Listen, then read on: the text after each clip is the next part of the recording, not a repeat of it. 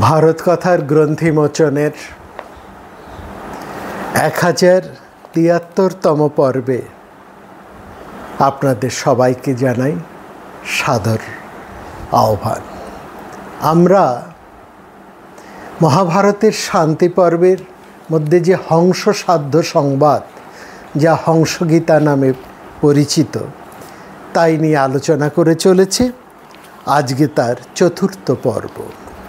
এখানে আমরা দেখলাম হংস, স্বয়ং ব্রহ্ম, হংসরূপী ব্রহ্ম, তিনি উপস্থিত হয়েছেন সাধ্যদের কাছে। এই হংস কে, এই সাধ্যরা কে এবং তাদের মধ্যে কি কথাবার্তা হচ্ছিল তার পরিচয় আমরা গত 3টি পর্বে পেয়েছি। সেখানে সাধ্যদের প্রশ্ন ছিল হংসের কাছে যে একজন মানুষ কোন কর্মের মাধ্যমে, কোন চিন্তার মধ্যে, কোন অনুভূতির মধ্যে দিয়ে, কোন ভাবনার মধ্যে দিয়ে শ্রেষ্ঠত্ব অর্জন করতে পারে। সেখানে সেই কথা প্রসঙ্গে হংস সাবধান করছেন যে অধর্মের যে একটা চিরন্তন ইন্ধন সবসময় মানুষকে গ্রাস করতে চাইছে, তাকে বিপদগামী করতে চাইছে, তাকে নষ্ট করতে চাইছে, তাকে সত্য থেকে ভ্রষ্ট করতে চাইছে, সত্যচ্যুত করতে চাইছে, তার থেকে সে যেন সতর্ক থাকে, সাবধান থাকে। কারণ মানুষ যদি তার সত্য থেকে ভ্রষ্ট হয়, সত্য থেকে সে যদি নষ্ট হয়ে যায়, তাহলে তার কিন্তু আর কিছুই অবশিষ্ট থাকে না।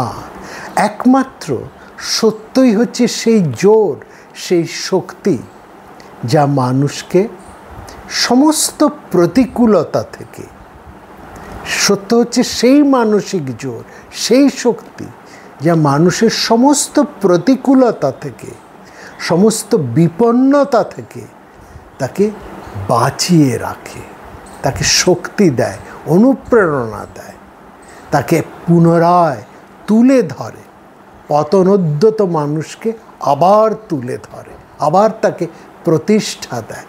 সত্য হচ্ছে এমনই একটি বিরাট শক্তি, বা সত্য হচ্ছে সেই ভূমি, সেই অবলম্বন যার থেকে চ্যুত হলে কোনো মানুষ, কোনো জাতি, কোনো সমাজ, কোনো রাষ্ট্র আর টিকতে পারে না, সে আর বাঁচতে পারে না, নষ্ট ভ্রষ্ট হয়ে যায়। এই যে কোনো মূল্যে তাকে সত্য রক্ষা করতেই হবে, এবং এই সত্য রক্ষাই হচ্ছে কলির তপস্যা। এই প্রসঙ্গে, এই সত্য রক্ষার প্রসঙ্গে হংস সাধ্যদেরকে প্রথমেই দুটি কথা বললেন। কথা বলার ক্ষেত্রে এবং কথা দেওয়ার ক্ষেত্রে, কথা বলার ক্ষেত্রে এবং কথা দেওয়ার ক্ষেত্রে সাবধান হবার কথা বললেন না অরুন্তুদৎ সৎ, না অরুন্তত সৎ, এমন কোনো মর্ম ভেদকারী কথা তুমি বলবে না। অর্থাৎ এমন কোনো কথা বলবে না যা অন্যের হৃদয়ের ক্ষত সৃষ্টি করে। না অরুন্তদ সৎ, না নৃশংসবাদী। নৃশংসবাদী মানে কোনো পরুষ বাক্য, কঠিন বাক্য বলবে না যা অন্যের হৃদয়ের মধ্যে বেদনা বা ক্ষতের সৃষ্টি করে। এরকম কোনো কথা তুমি ভুলেও উচ্চারণ করবে না। এই জায়গায় হচ্ছে প্রথম কথা। হংস কোনো বিরাট তপস্যা, কোনো বিরাট অন্য কোনো বিষয়ের কথা এলেন না, একেবারেই মানুষের প্রাথমিক যে জিনিসটি কথা বলা, বচন, তার প্রতি তিনি সাবধান করে বলছেন এমন কোনো কথা বলবে না যাতে তোমার কথায় কোনো মানুষের হৃদয়ে ক্ষত সৃষ্টি হয়। না অরুন্তদ সৎ, না নৃশংসবাদী, মানে বাক্য শালাকা, বাক্য পরশ তুমি অন্যের প্রতি ব্যবহার কখনোই করবে না। এটা হচ্ছে প্রথম। এবং দ্বিতীয় কথাটা আরও গুরুত্বপূর্ণ, এবং বর্তমান সময়ের ক্ষেত্রে তো এটা ভীষণ প্রাসঙ্গিক।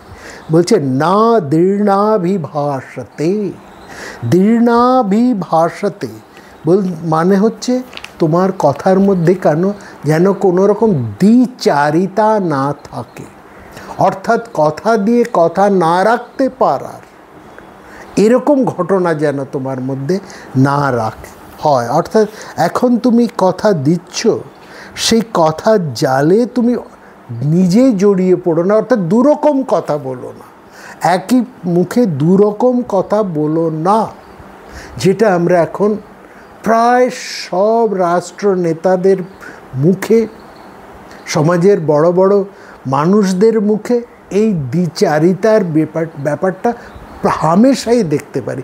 এটা যেন একটা সহজ, একটা যেন স্বাভাবিক ব্যাপার হয়ে দাঁড়িয়েছে। এবং এই জায়গাতেই সাবধান করে দিচ্ছেন হংস, এমন কথা বলো না, কোনো পরুষ বাক্য প্রয়োগ করবে না, আর তোমার স্বভাবে কথায় কোনো দ্বিচারিতা যেন না থাকে। অর্থাৎ কথা দিয়ে সেই কথা রাখতে গিয়ে এমন যেন তোমার না হয়, তার জন্য তোমাকে অনুতাপ করতে হচ্ছে। অর্থাৎ দুমুখ কথা তুমি কখনো বলবে না, দু ধরনের কথা তুমি বলবে না। এইটাই হচ্ছে একেবারে প্রথম যে দুটি কথা বললেন হংস। এবং এই দুটি কথা কতটা মর্মান্তিক এবং কতটা বাস্তব এবং কতটা ভয়ঙ্কর, এবং এখনকার সময়ের ক্ষেত্রে সেটা কতটা প্রাসঙ্গিক, সেটা বুঝিয়ে বলার বোধহয় আমাদের কারো কোনো প্রয়োজন নেই। আমরা কম বেশি আমাদের প্রত্যেকেরই সেই অভিজ্ঞতা আছে। এবং এখানে দেখুন টিকাকার নীলকণ্ঠ এই দীর্ণাভাষতে, আজকে আমরা এই দ্বিতীয় কথাটা নিয়ে আজকের আলোচনা করব। আমাদের আলোচনার আজকের কথা হচ্ছে না দীর্ণাভিভাষতে। এই দীর্ণাভিভাষতে ব্যাপারটা একটা পুরো ডাইনেস্টিকে কীভাবে নষ্ট করে দিল। একজন রাজা সে কীভাবে শেষ হয়ে গেলেন তার উদাহরণ আমরা দেখব। এই উদাহরণ মহাভারতে আছে প্রচুর, রামায়ণে আছে। আমরা আজকে রামায়ণের থেকে সেই উদাহরণ দেখব, এবং সেখানে আমরা দেখব পিতা মধ্যে, এবং আগামী পর্বে আমরা দেখব সেটি তার পুত্রের মধ্যেও সেই কথা কীভাবে ঘটছে, সেই ব্যাপারটা কীভাবে এই দ্বিচারিতার ব্যাপারটা প্রসঙ্গটা এসে যাচ্ছে, এবং তার জন্যে দুজনেই কী করে শেষ হয়ে গেলেন সেটাই আমাদের দেখার একটা ব্যাপার।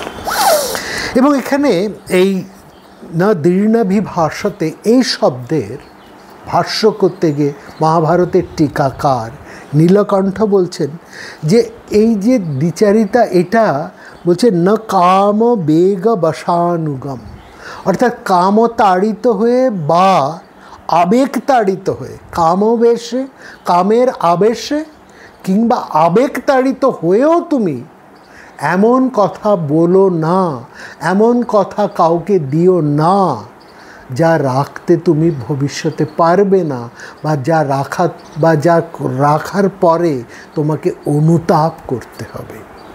না কামতুর আবেগতা না সা প্রতিজ্ঞা সত্তা আবেক্ষায়া। নীলকণ্ঠ বলছে কি হয়েছে সেই ব্যাপারটা একেবারে দেখুন, রামায়ণের থেকে আমরা সেটাকে দেখছি।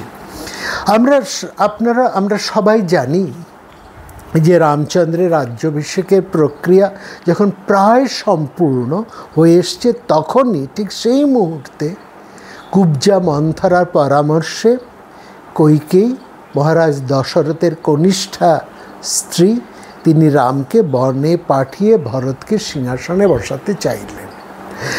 এই যে এখানে মহারাজ দশরথ, শুধু মহারাজ দশরথ নয়, সমগ্র অযোধ্যাবাসী, শুধু অযোধ্যাবাসীও নয়, অযোধ্যার যত করদ রাজ্য আছে সেই সমস্ত রাজ্যের সমস্ত রাজ্যবাসী এবং সেখানকার সাধারণ নাগরিক থেকে এসে সেখানকার শাসক, অর্থাৎ সব মানুষ, জনবাসী, ধর্ম, বর্ণ, শ্রেণী নির্বিশেষে প্রত্যেকেই মহারাজ দশরথের পর শ্রীরামচন্দ্রকেই রাজা হিসেবে দেখতে চান এবং সবার ইচ্ছে অনুসারে এবং অবশ্যই মহারাজ দশরথের ইচ্ছে অনুসারে আজকে মহারাজ দশরথ সেই দিনটি, সেই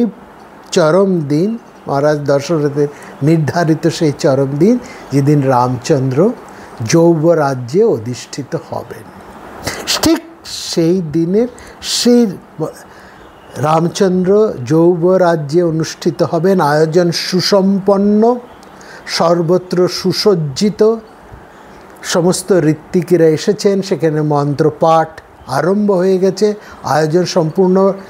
রামচন্দ্রকে এবার এই মুহূর্তে তিনিও স্নান করে পূজা পাঠ করে তিনিও প্রস্তুত, তাকে এবার খবর পাঠানো হবে আসার জন্য এবং তারপরে হোম উপাচার ইত্যাদি মাঙ্গলিক কর্মের মধ্যে দিয়ে ঋত্বিকেরা মহারাজ দশরথের উপস্থিতিতে এবং সবার উপস্থিতিতে সেই রাজসভায় রামচন্দ্র যৌবরাজ্যে অধিষ্ঠিত হবেন।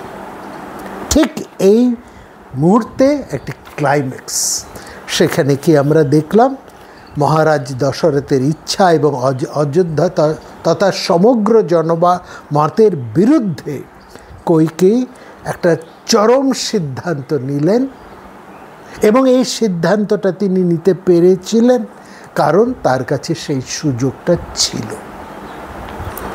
কি সেই সুযোগ? না, পূর্বে মহারাজ তাকে দুটো বর দিতে চেয়েছিলেন। এই বর সেই সময় কইকেয়ী নেননি, তিনি পরে নেবেন বলে রাজাকে জানিয়েছিলেন এবং মহারাজ দশরথ তাতে সম্মত হয়েছিলেন। কি সেই ঘটনা যেখানে মহারাজ দশরথ কইকেয়ীকে বর দিতে চেয়েছিলেন? আপনারা জানেন যে সেই সময় দৈত্য অসুরদের রাজা ছিলেন সম্বর, আর এই অসুর আর দেবতাদের মধ্যে যে সম্পর্ক সেটা হচ্ছে বৈমাত্রেয় সম্পর্ক বা জ্ঞাতি সম্পর্ক, জ্ঞাতি বিদ্বেষ ছিল এবং এই জ্ঞাতি বিদ্বেষ ছিল তাদের পিতৃভূমির অধিকার, স্বর্গরাজ্যের অধিকার নিয়ে। আমরা বহুবার আলোচনা করেছি, স্বর্গ বলতে কোনো আকাশের ব্যাপার নয়, পাতাল কোনো মাটির নিচের জায়গাও নয়। স্বর্গ হচ্ছে হিমালয়ের ওপার, অর্থাৎ সেই ইরান, ইরাক, উজবেকিস্তান এই সমস্ত অঞ্চলটা ছিল স্বর্গভূমি, যা হিমালয় পর্যন্ত বিস্তৃত ছিল। হিমালয়ের পাদদেশ থেকে মধ্য ভারতের শেষ অর্থাৎ বিন্ধ্য পর্বতের পাদদেশ পর্যন্ত এই দীর্ঘ অঞ্চলটা হচ্ছে মর্তভূমি। স্বর্গভূমি দেবতারা থাকতেন, মর্তভূমিতে মানুষেরা থাকতেন, আর সেই বিন্ধ্যাচলের অপর প্রান্তে ছিল পাতাল রাজ্য। সেই পাতাল রাজ্যে থাকতেন অসুর এবং দৈত্যরা। কিন্তু অসুর এবং দৈত্যদের জন্মভূমি হচ্ছে, পিতৃভূমি হচ্ছে সেই স্বর্গভূমি এবং সেই স্বর্গভূমি নিয়ে দেবতা এবং অসুরদের মধ্যে মাঝে মাঝেই যুদ্ধ হতো অধিকার ছিনিয়ে, এবং সেই যুদ্ধে মানুষেরাও অনেক সময় জড়িয়ে পড়তেন, যেমন এবার মহারাজ দশরথ জড়িয়ে পড়েছেন। কি ব্যাপার? না, দশরথ নাম, দশরথ যারা আমাদের রামায়ণী ফল্গুধারা শুনেছেন, দীর্ঘ সময়ের সেই রামায়ণী ফল্গুধারা, সেখানে আমরা বলেছি দশরথ শব্দের অর্থ। দশরথ শব্দের অর্থ হলো যিনি 10 দিকে সমানভাবে যুদ্ধ করতে সক্ষম।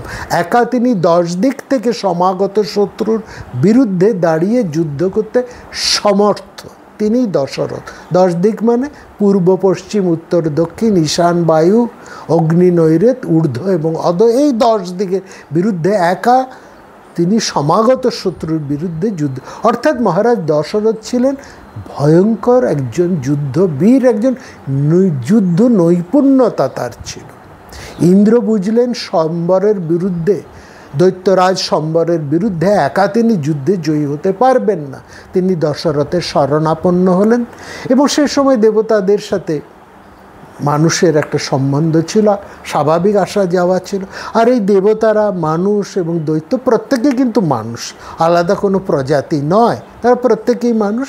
কাউকে দেবতা বলা হতো, কাউকে মানুষ বলা হতো, কাউকে দৈত্য অসুর বলা হতো। এটা ছিল তাদের স্বভাব অনুসারে, স্বভাববৃত্তি অনুসারে, কেউ দেবতা, কেউ মানুষ, কেউ অসুর, কেউ রাক্ষস, কেউ দৈত্য। তো যাই হোক, কিন্তু মহারাজ দৈত্য গেছে, দশরথ গেছেন সেই যুদ্ধে, এবং তার সাথে সরাসরি যুদ্ধ আরম্ভ হলো সম্বর।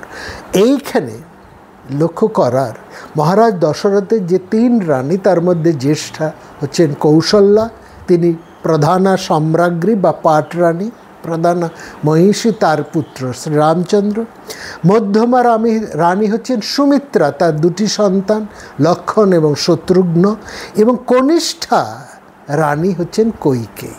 এই মহারাজ দশরথ প্ররত্তে উপনীত হয়ে তিনি এই কনিষ্ঠা রমণী রত্নকে লাভ করলেন, অর্থাৎ অপূর্ব সুন্দরী, যৌবনাবতী, গুণবতী এই কৈকেয়ীকে তিনি বিবাহ করেন প্ররত্তের সীমানায় পৌঁছে।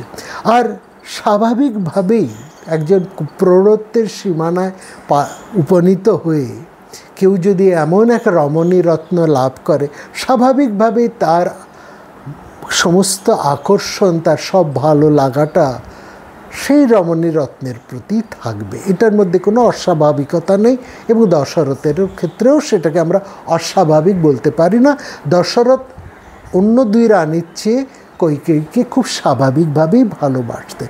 আর এই ভালোবাসাটা কোনো অন্যায্য বা অতিরিক্ত যে কেবলমাত্র তার প্রৌঢ়ত্বের কারণের যে ছিল, বা এই প্রৌঢ়ত্বের সীমানায় পৌঁছে তিনি একটা অসামান্য যৌবনবতী সুন্দরী রমণী লাভ করেছিলেন বলেই তা নয়। কিন্তু কৈকেয়ী এবং দশরথের মধ্যেও রামায়ণে পরিষ্কার উল্লেখ রয়েছে একটা অত্যন্ত গভীর প্রণয় এবং পরস্পরের প্রতি গভীর অনুরাগ, শ্রদ্ধা ও ভালোবাসা ছিল। কারণ লক্ষ্য করবেন, এই যে ভয়ঙ্কর যুদ্ধে প্রৌঢ় বয়সে মহারাজ দশরথ যাচ্ছেন, হ্যাঁ তিনি বিরাট যুদ্ধবীর, প্রৌঢ়ত্বে পৌঁছেও তিনি যথেষ্ট ক্ষমতাবান, শক্তিমান, কিন্তু তার অপর 2 রানী কিন্তু যাননি। এই রানী কৈকেয়ী, কনিষ্ঠা রানীর সঙ্গে তিনি শুধু তার সঙ্গেই গেলেন না, একেবারে যুদ্ধক্ষেত্রে তার যুদ্ধ রথে তিনি উপস্থিত, এবং সেখানে যখন ভয়ঙ্কর যুদ্ধ হচ্ছেন এবং সেই ভয়ঙ্কর সম্বরাসুরের সঙ্গে যখন যুদ্ধ হচ্ছে, দশরথের এই যুদ্ধে দশরথ যখন প্রচণ্ড রকমভাবে ক্ষতবিক্ষত হয়ে পড়লেন সম্বরাসুরের বাণাঘাতে, কৈকেয়ী অসামান্য ক্ষিপ্রতায় এবং বুদ্ধিমত্তায় দশরথকে ওই যুদ্ধক্ষেত্র থেকে সরিয়ে নিয়ে আসতে সক্ষম হলেন। শুধু তাই নয়, যুদ্ধক্ষেত্র থেকে সরিয়ে আনার পরেও দশরথ কিন্তু একেবারে যে তার বিপদ কেটে গেল তা নয়, তাকে তাড়া করে সমানে আসছিল সম্বরাসুর। তিনি পালিয়েও বাঁচতে পারছেন না, সেরকম জায়গায় আবার সেই কৈকেয়ীর নৈপুণ্য এবং বুদ্ধিমত্তায় তিনি সমর্থ হলেন তার স্বামীকে লুকিয়ে রাখতে। এরকম সুরক্ষিত একটা গোপন স্থানে দশরথকে রেখে একেবারে প্রাণ মন দিয়ে তাকে সেবা করে আবার নতুন জীবন দান করলেন দশরথকে। বলা যায় কৈকেয়ীর অসামান্য বুদ্ধিমত্তা, তার প্রাণঢালা সেবায় দশরথ নতুন জীবন পেলেন। আর এরকম একটা জীবন, এরকম একটা বিপদ থেকে, বিপন্নতার থেকে একজন মানুষ যদি বেঁচে ওঠে, সে কী করবে? স্বাভাবিকভাবেই যা করে একজন সাধারণ মানুষ, মহারাজ দশরথ তাই করেছেন। তার মধ্যে কোনো অন্যায় ছিল না। তিনি মহারানী কৈকেয়ীকে 2টি বর দিতে চেয়েছেন। কিন্তু এদিকে দেখুন, অন্যদিকে দেখুন, সেই মানসিকতা কৈকেয়ীর মধ্যে ছিল না। তিনি বললেন, আমি আমার স্বামীকে, আমার প্রাণদকে, আমার প্রিয়জনকে, তাকে সুস্থ করে তুলেছি, সে আমার সবচাইতে ভালোবাসার ধন, আমার প্রিয়, আমার তার থেকেও বড় কথা সে আমার স্বামী, তাকে আমি শুশ্রূষা করে ভালো করেছি, তার কাছ থেকে আমি বিনিময়ে নেব, এটা অসম্ভব। তিনি কিছুতেই স্বীকার করলেন না, এটা বিনিময়ে আমি আপনার কাছ থেকে কিছু নিতে পারি না, আমি প্রতিদান কখনোই গ্রহণ করতে পারি না। কিন্তু মহারাজ দশরথের বারংবার অনুনয়, তখন তিনি বললেন আচ্ছা ঠিক আছে, ভবিষ্যতে কখনো আমি চেয়ে নেব। দশরথ বললেন তথাস্তু, তুমি ভবিষ্যতে যখনই চাইবে আমি তোমাকে 2টি বর দান করব। তাহলে এবার দেখুন, এই সে মানসিক অবস্থা আজও কিন্তু কৈকেয়ীর ছিল না। সে বরের কথা তিনি সম্পূর্ণ বেমালুম ভুলে গেছেন, কারণ তিনি সেই মানসিকতার মানুষই নন। কিন্তু হলে তিনি ভুলে গেলে কি হবে, তার যে সেবাকারিণী, হ্যাঁ, সেই মন্থরা, সে তো ভুলেনি।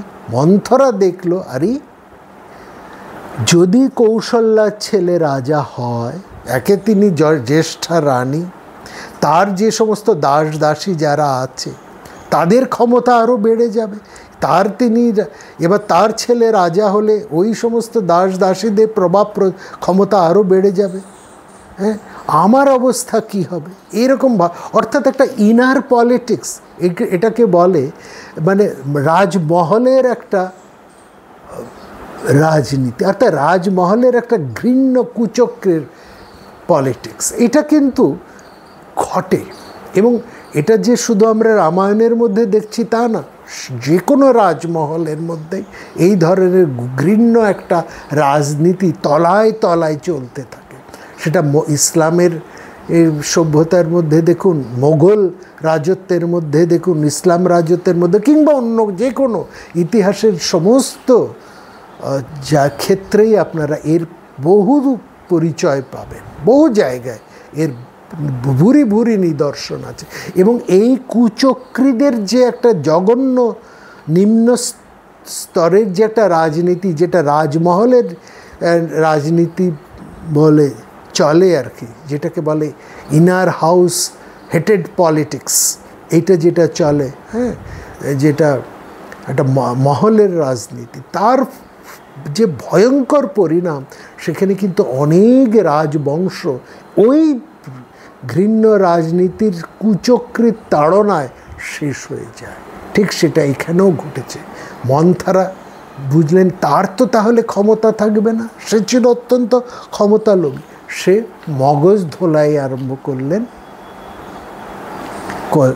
কৈকেয়ী। এই খবর শুনে খুব আনন্দিত হয়ে প্রথমে নিজের গলার হার খুলে মন্থরাকে দিলেন। মন্থরা ছুঁড়ে ফেলে দিয়ে বলছেন এ কি বিপরীত বুদ্ধি তোমার, এইভাবে নানা কথা বলে বলে কৈকেয়ীকে উত্তেজিত করে ফেললেন।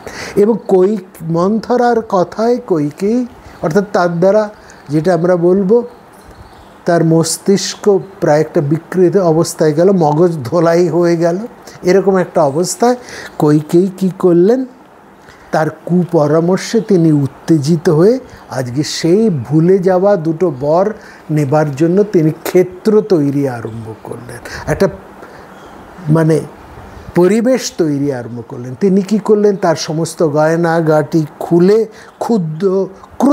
ক্ষুব্ধ হয়ে বিশ্বস্ত্র হয়ে তিনি একের মাটিতে লুটিয়ে পড়লেন। খবর গেলেন রাজার কাছে, এবং সেখানে তো বাল্মীকি জানিয়েছেন যে মহারাজ দশরথ একেই তো কৈকেয়ীর রূপ লাবণ্য এবং তার সেবায়, তার গুণে, তার প্রতি একেবারেই কামবেগে মানে কামতাড়না আবিষ্ট হয়েছিলেন না। তাং মানমাতা সারাই বিদ্যাং, মানমাতা মানে তার রূপ লাবণ্যের দ্বারা, এবং তারপরে তার কাম বেগ এবং তার সেবা সব কিছুর দ্বারা তার বশবর্তী হয়েছিলেন, অনুগত ছিলেন, অর্থাৎ তিনি সবচেয়ে বেশি পছন্দ করতেন এই রানীকে, এবং তার কাছেই তিনি বেশি থাকতেন। তো যাই হোক, দশরথ ছুটে এলেন এবং ছুটে এসে বলে তুমি সে অভিমানী রানীকে বললেন, তুমি ওঠো ওঠো, অভিমান ত্যাগ করো, কি চাও তুমি বলো। সুযোগে ক্ষেত্র প্রস্তুত, তিনি বললেন আমাকে সেই বর দুটি দাও, তুমি প্রতিজ্ঞা করো আমি যা চাইব সেই তুমি আমাকে দেবে দুটি বর।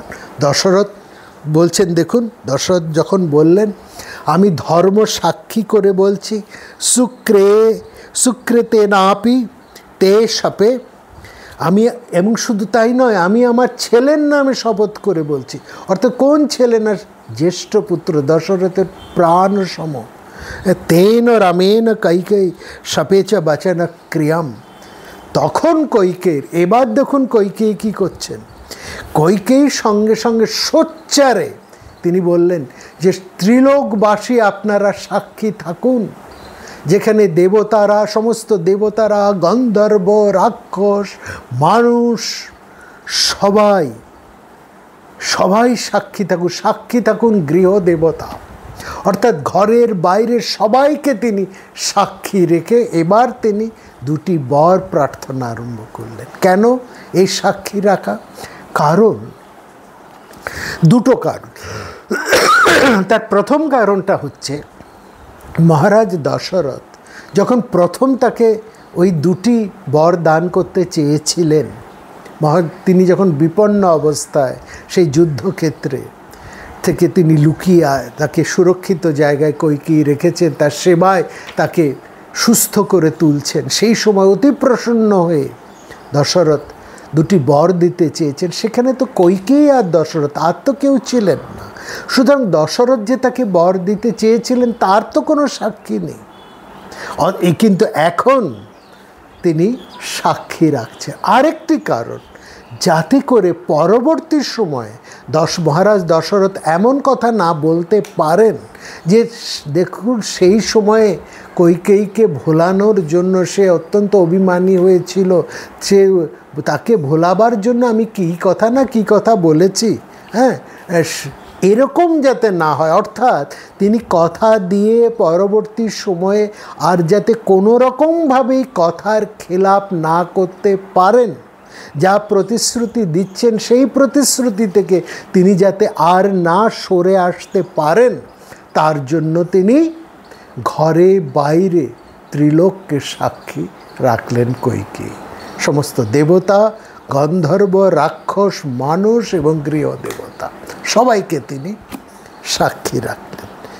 এবং সাক্ষী রেখে তিনি স্বামীকে তার সেই পুরনো প্রতিশ্রুতির কথা স্মরণ করিয়ে দিলেন এবং বলছেন, তুমি ধর্মানুসারে প্রতিজ্ঞা করেছ, এখন যদি আমাকে সেই বর না দাও তাহলে তোমার সামনেই আমি আত্মহত্যা করব।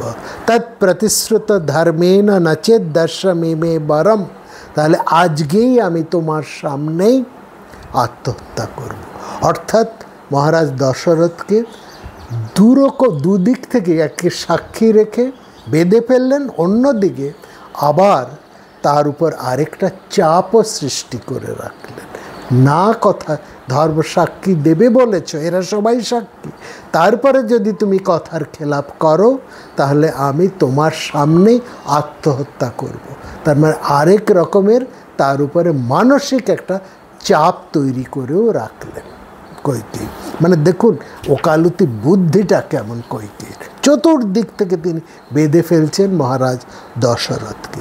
এবার তিনি বললেন, এবং আমরা দেখলাম মহারাজ দশরথ এখানে খুব চমৎকারভাবে মহাকবি বাল্মীকি উপমা দিচ্ছেন মহারাজ দশরথের অবস্থা। বলছেন একটা হরিণ সুরের জালে যেমন ধরা পড়ে, কামমোহিত হয়ে আবেশবিষ্ট হয়ে যায়, সুরাবিষ্ট হয়ে যায়, ঠিক সেরকম, হ্যাঁ, প্রচস্কন্দ বিনাশায় পাশাদ মৃগৈবাত্মনা, ঠিক সেই রকম মহারাজ দশরথ তার কৈকেয়ীর কথার মায়ায়, তার কথার জালে জড়িয়ে পড়লেন। এবং কৈকেয়ী এবার বললেন, প্রথমবারে রামকে বনবাসে পাঠাতে হবে এবং ভরতকে রাজা করতে হবে। এবং পরিশেষে তার সেই সত্য প্রতিজ্ঞাকে আরেকবার স্মরণ করিয়ে দিয়ে বললেন, কইকেয়ী বললেন, কিন্তু আমি আজই দেখতে চাই যে রাম যেন এই মুহূর্তেই বনে চলে যাচ্ছে, কাল নয়, পরশু নয়, এই মুহূর্তেই রাম যেন বনে চলে যাচ্ছে। কারণ এই পর মুহূর্তেই তো রামের যৌবরাজ্যে অনুষ্ঠিত হবে, যার অনুষ্ঠানে সেই অনুষ্ঠান শুরু হবে। সুতরাং সেই অনুষ্ঠানে প্রাক মুহূর্তেই, এই মুহূর্তেই রাম যেন বনে চলে যায়। আদ্য চৈবহি পশ্যয়ং প্রয়ান্তং রাঘবং বনে, সে যেন এই মুহূর্তেই বনে চলে গেছে, এটাই আমি দেখতে চাই। দশরথ অনেক বোঝালেন কইকেয়ীকে, রামচন্দ্রের অনেক ভালো ভালো গুণের কথা তিনি বললেন। এবং শুধু তাই নয়, বললেন রামচন্দ্রকে, তাকে কইকেয়ীকে কতটা শ্রদ্ধা করেন, কতটা ভালোবাসেন, এবং রামচন্দ্রের কাছে কইকেয়ী কতটা সুরক্ষিত থাকবেন, কতটা ভালো থাকবেন, এসব অনেক কথা বললেন। কিন্তু কইকেয়ীর ভবি ভুলার নয়। তিনি যে বরদানের কথা প্রতিশ্রুত হয়েছিলেন, সেই প্রতিশ্রুতি ভঙ্গ করলে যে কত বড় অধর্ম হবে, সেই ধারণা তো দশরথের আছে।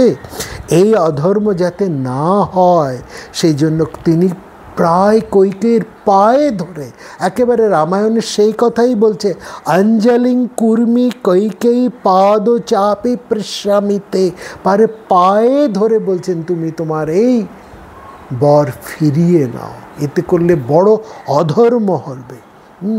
শরণং ভব রামস্য মাধম মাহিমা স্পৃশ্যত, আমি এই প্রথা রাখলে, আমি আগে যে রামচন্দ্রকে কথা দিয়েছি সেই হীন প্রতিজ্ঞার মধ্যে আমি পড়ে যাব, তুমি তোমার কথা ফিরিয়ে নাও। এখানে আমরা এই জায়গায় বা দশরথের এই প্রতিক্রিয়ার মধ্যে অনেকেই বলেছেন যে দশরথ কইকেয়ীর প্রতি কামমোহিত ছিলেন, তিনি কামতাড়িত ছিলেন, তিনি কামবালিশ। এমনকি রামচন্দ্র তার পিতার সম্পর্কে এই কথা বলেছেন, রামায়ণের মধ্যেই আমরা সেটা শুনেছি, রামচন্দ্রের জবানিতেই আমরা সেটা শুনেছি। কিন্তু সত্যি কি তাই? একটু ভালো করে আপনারা আমরা আলোচনা করে যদি দেখি, সত্যি কি দশরথ, হ্যাঁ তিনি কইকেয়ীকে ভালোবাসতেন, ভালোবাসার তার যথেষ্ট কারণও ছিল।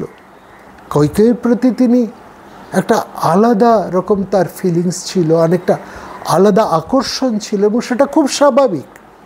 এবং সেটা একমাত্র যে দশরথের দিক থেকে ছিল তা নয়, কইকেয়ীর দিক থেকেও ছিল, এবং কইকেয়ীর মধ্যে তার যথেষ্ট সেই গুণও ছিল যার জন্য দশরথ তাকে ভালোবাসতেন, সেটা যথেষ্টই ছিল। তার উদাহরণ তো আমরা একটু আগেই দেখলাম। কিন্তু এখানে আমরা দেখছি যে এই জায়গায় আমরা খুব পরিষ্কার করে দশরথের এর পরের যেসব কটা প্রতিক্রিয়া পরপর ঘটলো, অন্তত 7টা প্রতিক্রিয়া, তার মধ্যে আমরা প্রথমে 6টি বলবো, তারপরে 7মটি একটু পরে আমরা বলবো। সেখানে দেখব একজন সাধারণ বিচার বুদ্ধি সম্পন্ন মানুষ যা করেন, এরকম একটা অবস্থায় পড়ে গিয়ে যা করেন, সেটাই দশরথ করেছে। দেখুন, দশরথ যে প্রতিশ্রুতি দিয়েছিলেন, যে অবস্থার মধ্যে দাঁড়িয়েছিলেন, সেখানে যে খুব বেশি অন্যায় ছিল তা তো নয়।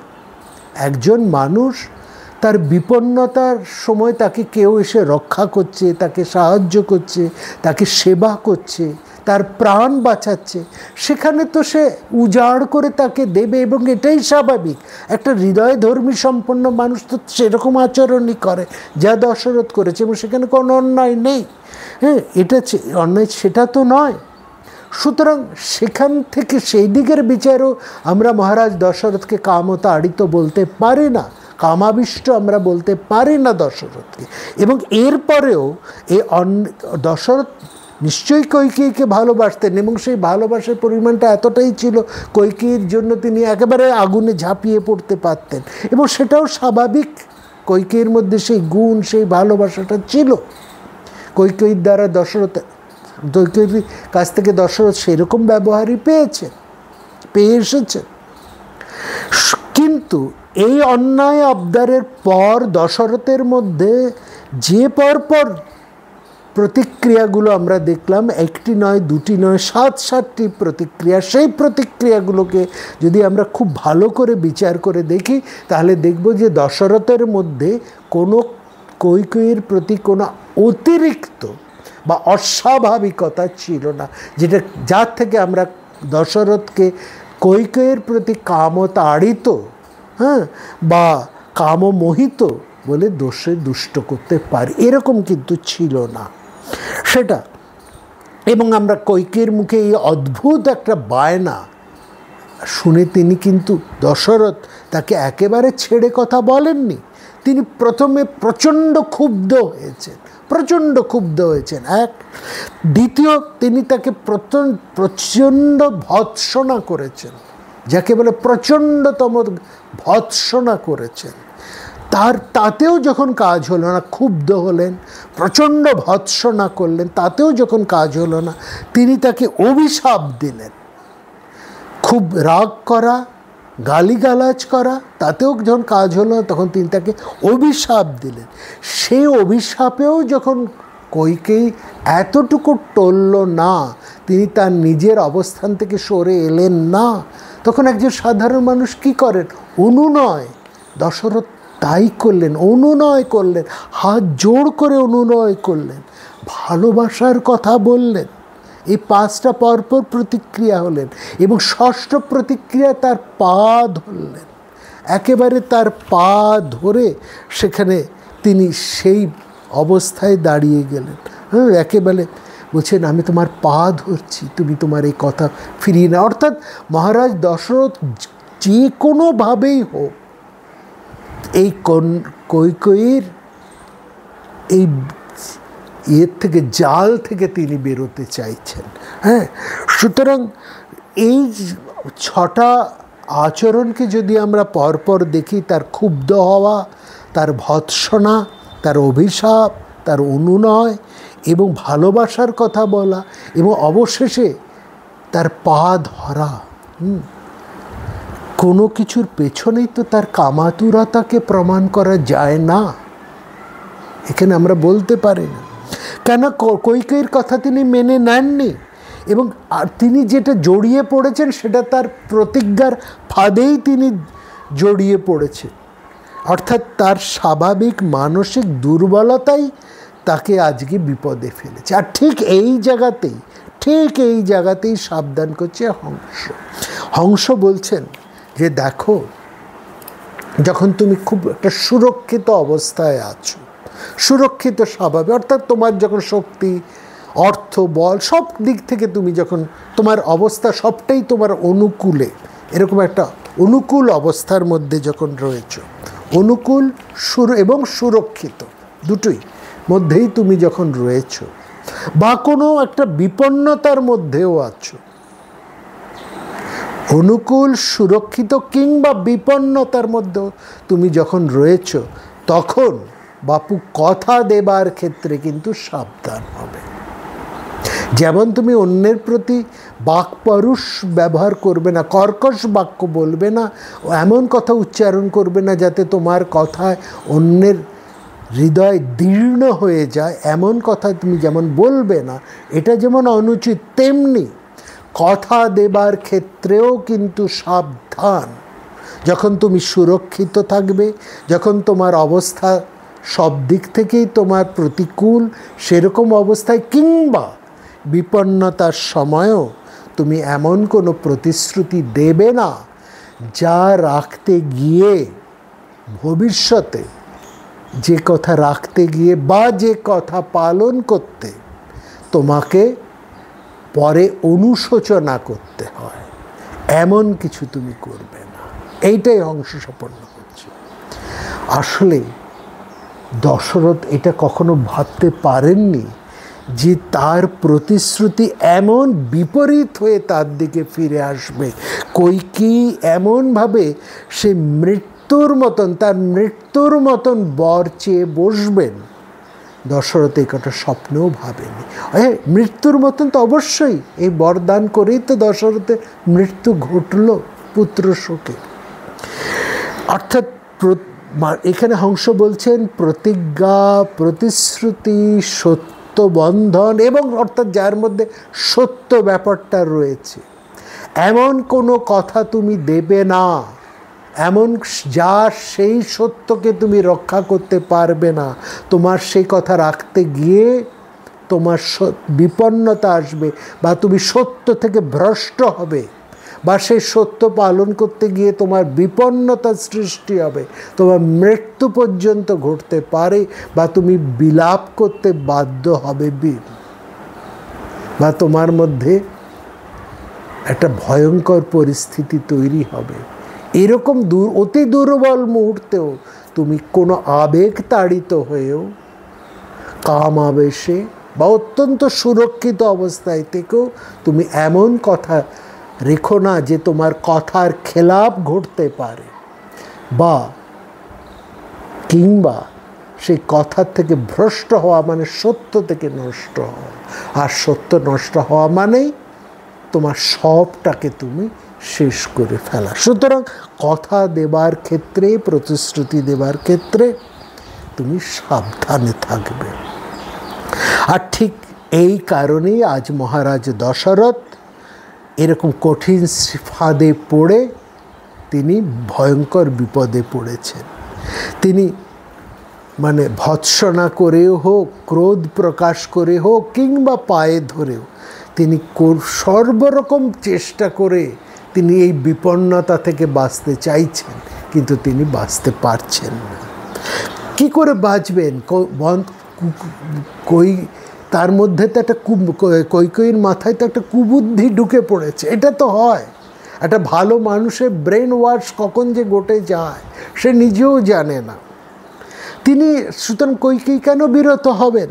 অতএব সেই কৈকেয়ী দেখুন সেই সত্য ধর্মকে কিভাবে ব্যবহার করছে, এবং এটাই লক্ষ্য করা যে রামায়ণে সত্যই হচ্ছে মূল। যেখানে রামায়ণ বলছে সত্যই হচ্ছে পরম ধর্ম, সত্যই হচ্ছে সেই এক সত্যের মধ্যেই ব্রহ্ম অবস্থান করছেন, সত্যের মধ্যেই সমস্ত ধর্ম প্রতিষ্ঠিত, এবং সত্যের মধ্যেই হচ্ছে সত্যই হচ্ছে সেই বেদ, পরম বেদ, তার মধ্যে সব কিছুর প্রতিষ্ঠা, তার মধ্যে সমস্ত আধ্যাত্মিকতা।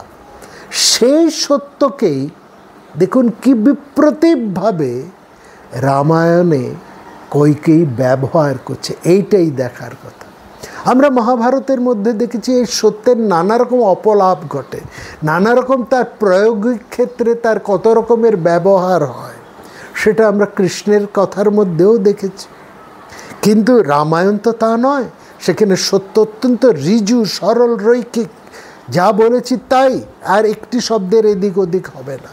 কিন্তু সেখানে এবার দেখুন কৈকেয়ী সেই সত্যকে কেমনভাবে ব্যবহার করে প্যাচে ফেলে ফাঁদে ফেলেছেন দশরথকে। সেখানে তিনি বলছেন, তুমি আগে বরদান করবার কথা দিয়ে, প্রতিশ্রুতি দিয়ে এখন তুমি অনুতাপ করছো, এবং তারপরে তুমি মনে করছো পৃথিবীর কোনো মানুষ তোমাকে ধার্মিক রাজা বলবে। কৈকেয়ীর যুক্তি শুনুন। তারপরে বলছেন, এরপরেও তুমি নিজেকে কখনো ধার্মিক বলে প্রমাণ করতে পারবে? আর তুমি যদি সত্য থেকে ভ্রষ্ট হও, তুমি তোমার ধার্মিকতা থেকে যদি সরে যাও রাজা, তাহলে কি তুমি তোমার রাজপদে আসীন থাকতে পারো? কোন জায়গায় গিয়ে কৈকেয়ী ধরেছে দশরথকে একবার দেখুন। কৈকেয়ীর যুক্তি দিক থেকে কৈকেয়ী কিন্তু প্রচণ্ড শক্তিশালী। কি আষ্টে পৃষ্ঠে তিনি বেঁধে ফেলেছেন দশরথকে। বলছেন, তুমি কোনো দিন আর সেই সমস্ত ঋষিদের কাছে, সেই সমস্ত মহর্ষিদের কাছে, সমস্ত রাজর্ষিদের কাছে, বড় বড় রাজাদের উপস্থিতিতে নিজের মুখ দেখাতে পারবে? তারা যখন তোমাকে প্রশ্ন করবে যে যার কৃপায় তুমি বেঁচে উঠেছ, কৈকেয়ী বলছেন, তুমি কি করে বলবে যে যার সাহায্যে, যার জন্য তুমি বেঁচে আছো, যে তোমাকে সেই প্রাণ রক্ষা করেছে, যে তোমার প্রাণ রক্ষা করেছে, বিপদ থেকে তোমাকে প্রাণ দান করেছে, সেই কৈকেয়ী যাকে তুমি নিজের থেকেই কিছু দেবে বলে প্রতিশ্রুত হয়েছিলে, সেই প্রতিশ্রুতি তুমি ভঙ্গ করছো, সেটা তুমি পালন করনি। তারপরে তুমি এদের সামনে কি করে মুখ রাখবে? কি করে তুমি রাজপদে আসীন থাকবে? কি করে নিজেকে ধার্মিক বলে প্রতিষ্ঠা করবে? তস্যা কৃতা মায়া মিথ্যা কৈকেয়া ইতি বক্ষ্যসি। কৈকেয়ীর এইসব যুক্তি শুনে দশরথের তো বিলাপ করা ছাড়া আর কোনো উপায়। এবার দশরথের এই সপ্তম অবস্থাটা হচ্ছে তার বিলাপ। প্রথমে ক্রোধ, তারপরে ভৎসনা, তারপরে অভিশাপ, তারপরে অনুনয়, তারপরে ভালোবাসার কথা, পায়ে ধরা, এবং সর্বশেষ হচ্ছে বিলাপ। এখানেই হংস সাবধান করে দিচ্ছে, কোনো অনুকূল বা প্রতিকূল, কোনো সুরক্ষা বা বিপন্নতা, কোনো অবস্থার ক্ষেত্রেই কিন্তু বাপু কথা দিতে সাবধান। এমন কথা দেবে না যার খেলাপিতে তুমি সত্য হতে ভ্রষ্ট হও। সাধু সাবধান। এবং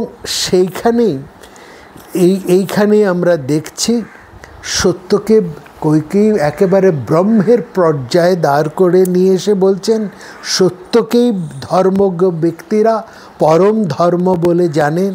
আমি সেই সত্যকে আশ্রয় করে তোমার সহধর্মিণী হিসেবে, আর স্ত্রী অর্থে সহধর্মিণী, অর্থাৎ যার কর্তব্য, প্রধান কর্তব্য হচ্ছে স্বামীর ধর্ম রক্ষা করা। কৈকেয়ী যেন এখানে মহারাজের দশরথের ধর্ম রক্ষা করছেন।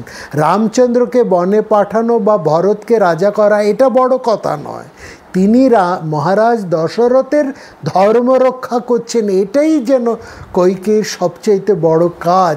এরকম একটা যুক্তিতে, এরকম একটা পাশে তিনি বেঁধে ফেলেছেন, জালে তিনি বেঁধে ফেলেছেন দশরথকে, এবং বলছেন আমি সেই সত্যকে আশ্রয় করেই তোমার সহধর্মিণী হিসেবে তোমাকে ধর্মের পথে চালিত করার চেষ্টা করছি।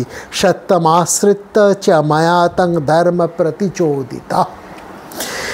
এই জায়গায় একজন আদর্শ ধর্মাঙ্গিনীর মতনই, সহধর্মিণীর মতনই কৈকেয়ী তাকে উপদেশ দিয়ে যাচ্ছেন, যদি ধর্মে তোমার মতি থাকে, সত্যকে তুমি যদি বুঝে থাকো, সত্যের প্রতি এতটুকু গুরুত্ব তোমার যদি থাকে, তাহলে তুমি সত্যকে অনুসরণ করো।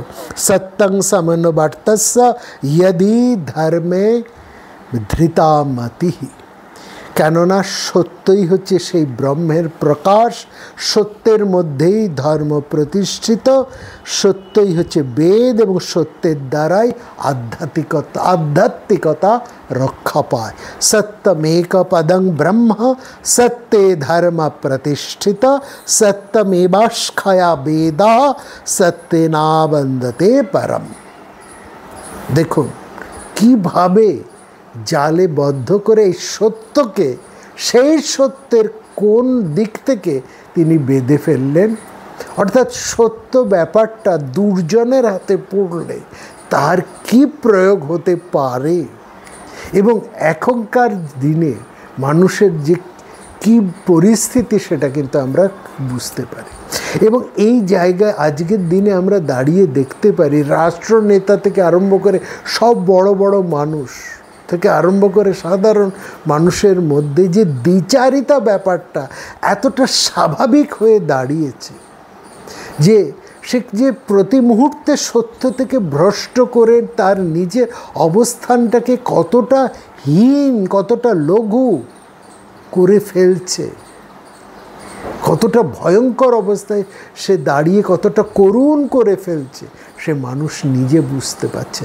সত্য হচ্ছে একটা মানুষের কাছে স্তম্ভ, একটা বিপন্ন মানুষের কাছে সবচাইতে বড় শক্তি হচ্ছে তার সত্য।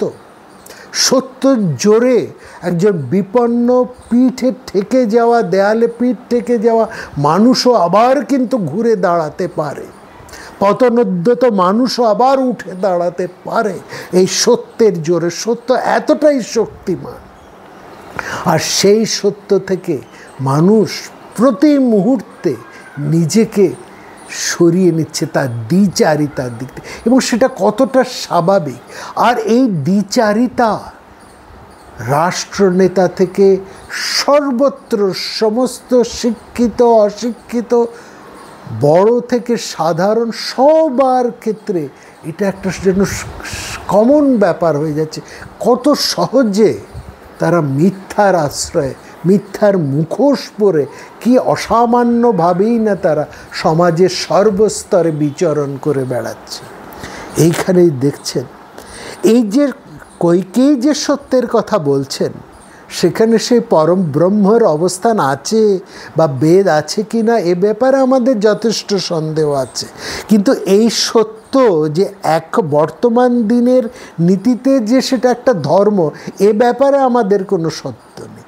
কইকেয়ীর সত্যটাই কিন্তু এখন আধুনিক সময়ের পরম সত্য। এটা বুঝতে আমাদের এতটুকু বেগ পেতে হয় না। আর কইকেয়ী এই সত্য উপদেশ দেবার সঙ্গে সঙ্গে সে বারবার তিনি জোর দিচ্ছেন রামকে এই মুহূর্তে এক্ষুনি বনে পাঠাতে হবে, নইলে তোমার নিস্তার নেই। এবং দশরথ বুঝতে পাচ্ছেন যে কামাবেশে নয়, কোনো মোহের আবেশেও নয়, নিজের কথার জালেই তিনি বন্দী হয়ে গেছেন। তিনি কইকেয়ীর প্রতি কামাবিষ্ট বা মোহ আবিষ্ট নন, তিনি যে কারণে আটকে পড়েছেন, যে বিপন্নতার মধ্যে তিনি বন্দী হয়ে পড়েছেন, সেটার মধ্যে কোনো কামের আবেগ বা তাড়না এসব এতটুকু নেই। সেখানে যেটা আছে সেটা আছে তার ওই কথা দেওয়া, বিপন্ন মুহূর্তের মধ্যে একটা কথা দেওয়া। এবং তার মধ্যে কতটুকু অন্যায় আছে আমরা জানি না। মানুষের তো এটা হয়, এরকম এক দুর্বল মুহূর্তের সে তো কথা দেয়, কিন্তু সেই জায়গাতেও কিন্তু হংস সাবধান করছে, সাধু সাবধান। এবং তার সেই পূর্ব প্রতিজ্ঞা রক্ষার ধর্মই তার কাছে সবচাইতে বড় বাধা হয়ে উঠছে মহারাজ দশরথের জীবন। এবং তিনি বলছেন আমার চেতনাটাই বুঝি নষ্ট। এই কোন চেতনা? যে চৈতন্য শক্তি, একটা জীবের সবচাইতে বড় শক্তি, তার বেঁচে থাকার শক্তি, তার অস্তিত্বের প্রধান শক্তি হচ্ছে তার চৈতন্য শক্তি। সেই চৈতন্য শক্তিটাই বুঝি তার নষ্ট হয়ে যাচ্ছে। সত্য থেকে ভ্রষ্ট হওয়া এমনই একটা বিপন্নতা মানুষের তৈরি করে। কথার খেলাপি মানুষকে, এমন কথার খেলাপি অর্থাৎ সত্য ভ্রষ্টতা, কথা খেলাপি অর্থাৎ প্রতিশ্রুতি ভঙ্গ, কথার খেলাপি অর্থাৎ সত্য হতে ভ্রষ্ট হওয়া, সত্য হতে চ্যুত হওয়া। আর সত্য হতে চ্যুত হওয়া মানেই তার চেতনা হারিয়ে ফেলা, যেটা দশরথ বলছেন ধর্ম বন্ধেন বন্ধনস্মি নষ্ট চ মম চেতনা। মানুষের যে অন্তর শক্তি, যে চৈতন্য শক্তি, এই চৈতন্য শক্তি লোপ পায় যখন মানুষ সত্য হতে ভ্রষ্ট হয়। হংস এই জায়গায় সাবধান করে দিচ্ছে। একমাত্র কলিকালে বর্তমান সময় মানুষের একটি শক্তি, সেটা হচ্ছে তার সত্যের শক্তি। সত্য হতে চ্যুত হওয়া মানেই তার সর্বনাশ। এবং আমরা জানি দশরথের এই সত্য প্রতিজ্ঞা রাখার জন্যই রামচন্দ্রকে বনে যেতে হয়েছিল। অর্থাৎ সত্য পালনের, পিতার সত্য পালনের সব দায়টা তাকে গ্রহণ করতে হয়েছিলেন। এবং সে কথা দশরথ নিজ মুখে রামচন্দ্রকে বলতে পারেননি, সেটা বলেছেন কইকেয়ী ডেকে পাঠিয়েছেন দ্রুত রামচন্দ্রকে আসার জন্য। এবং আসার পরেই রামচন্দ্র কাছে কইকেয়ী সেই সত্যের, সেই ধর্মের গানই তিনি তাকে রামচন্দ্রকে শোনাচ্ছেন।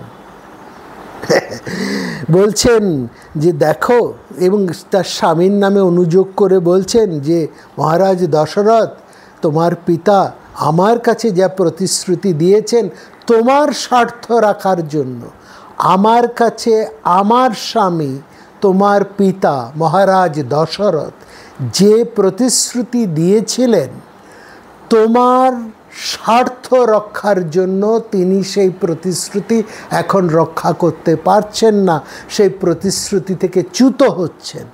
যেহেতু তুমি তার জ্যেষ্ঠ পুত্র, সুতরাং পিতা যাতে তোমার পিতা এবং আমার স্বামী এবং দেশের রাজা, তিনি যেন কোনোভাবেই তার সত্য থেকে ভ্রষ্ট না হন, এই দায় যেমন আমার, এই দায় জ্যেষ্ঠ পুত্র হবার নিরিখে তোমারও, অর্থাৎ তোমার পিতা যাতে কোনোভাবেই সত্য থেকে ভ্রষ্ট না হন সেই দিকটা তুমি দেখো। এবং তিনি শুধু বলছেন, তোমার পিতা মহারাজ দশরথ আমার কাছে যা শপথ করে বলেছিলেন সেটা তিনি এখন অস্বীকার করছেন। হ্যাঁ, বলছেন জল বেরিয়ে গেলে যেমন আর বাদ দেবার কোনো অর্থ হয় না, অর্থাৎ বন্যার জল ঢুকে পড়লে লোকালয়ে তারপরে আর বাদ দেবার কোনো অর্থ হয় না। সা নিরর্থং গত জলে সেতুং বন্ধিতুম স্থিতি, হ্যাঁ তুমিচ্ছতি, সা নিরর্থং গত জলে সেতুং বন্ধি তুমিচ্ছতি। মহারাজ দশরথের সেই অবস্থা, একবার জল বেরিয়ে গেলে যেমন বাঁধ বাঁধার আর কোনো অর্থ হয় না, সেরকম একবার কথার দিয়ে পরে সেই কথার খেলাপ করার, অতিসৃজ্য দাদামিতি বলাটাও এক ধরনের অধর্ম, এক ধরনের কপটতা, এক ধরনের সত্যের অপলাপ, সত্যভ্রষ্টতা। কেননা রামচন্দ্র কৈকেয়ী বলছেন, কেননা রাম তুমি তো ভালো করেই জানো যে সত্য হলো সমস্ত ধর্মের মূল, সর্বধর্মমূলম ইদং রাম বিঘ্নঞ্চ সতামপি।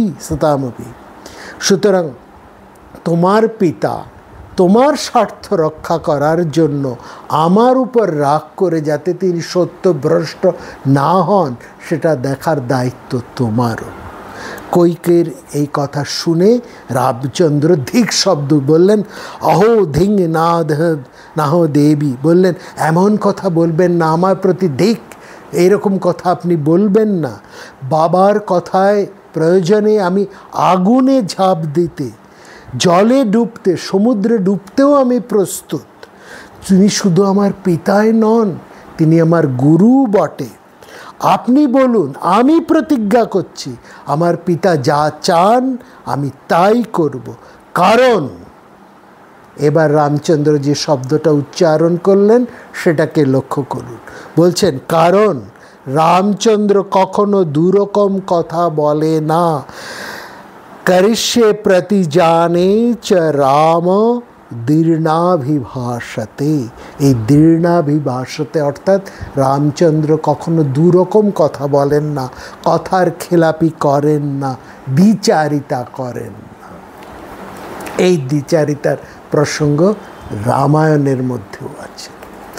এই দ্বিচারিতার ব্যাপারটা এখানে যেমন ঘটল, এই দ্বিচারিতার বিষয়টা যেমন দশরথের বিরুদ্ধে উঠে এলো তার কথার খেলাপির মধ্যে দিয়ে, এই দ্বিচারিতার ব্যাপারটাও স্বয়ং রামচন্দ্রের প্রতিও আরেকবার কিন্তু উচ্চারিত হয়েছিল, যার থেকে তাকে বাঁচাবার বহু চেষ্টা করেছেন টিকাকার ভাষ্যকারেরা।